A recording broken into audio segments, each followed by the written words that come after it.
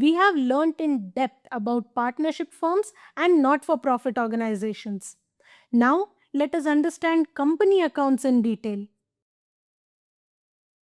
Before delving into the intricacies of company accounts, first we should know what is a company, its features, types. So, beginning from the very basics, let us first see what is a company. A company is an association of persons formed to carry on business with a view to earn profit, having a common stock called the share capital, which is divided into equal units called shares and held by person called shareholder. This line gives the holistic view of the term company. Let us break it down and assess it one by one. Just like we know few types of business organizations like sole proprietorship, partnership, etc., a company is also basically a type of business organization. It is an association of persons who have come together to carry on some business. The main motive of doing such business is to earn profits from such business. They have a common stock or a common capital shared by all the members who have come together to form this organization. This common capital is called share capital.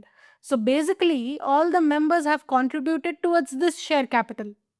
The share capital is divided into equal units called shares.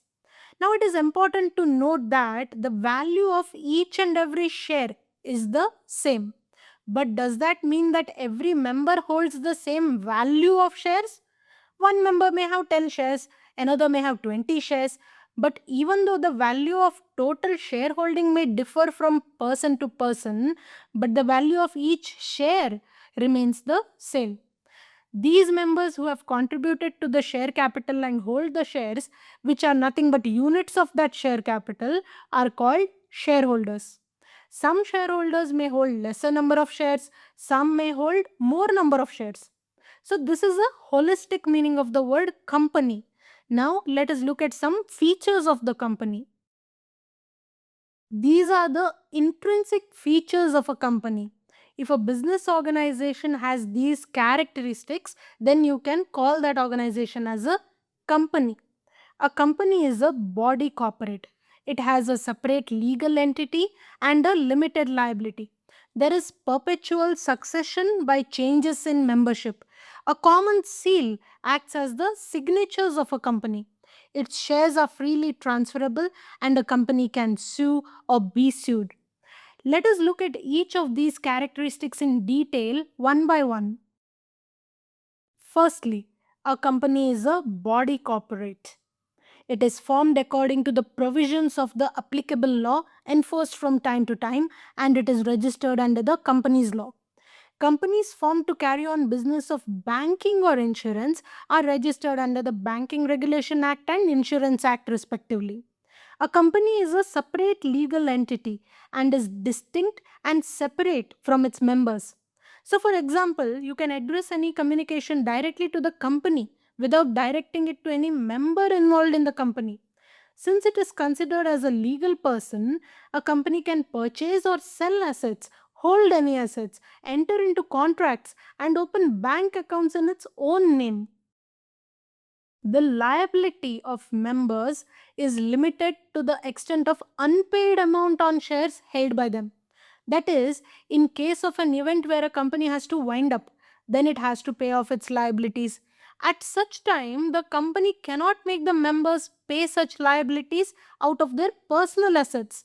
The maximum that a company can ask its member to pay is if he has unpaid amount on the shares that he holds. That is, if he holds shares worth rupees 1000 but has paid only 700, then he can be asked to pay up the remaining 300. Where a company is a company limited by guarantee, then if the company gets wound up, the liability of the members is limited only to the extent of guarantee given by them. Further, we know that company is an artificial person. Like human beings, it does not face disease or death. Hence, company continues to exist and have operations. It has a perpetual succession. The members will change, but the company goes on till it is wound up. We saw that a company can purchase or sell a property and also enter into contracts. Now, to do this, a company should be able to sign. But a company is only an artificial legal person and cannot sign by itself. For this reason, every company has its own common seal, which acts as the official signatures of the company. So, if any document has the common seal affixed to it, then such document is binding on the company. The shares of companies are freely transferable.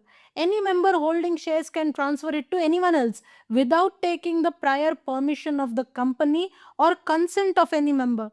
So, the shares are tradable and transferable. As we have already seen, a company is a legal person. The law recognizes company as a separate entity. Therefore, a company can sue anyone and also get sued by anyone in court of law. So these are some intrinsic features of companies which we understood in detail.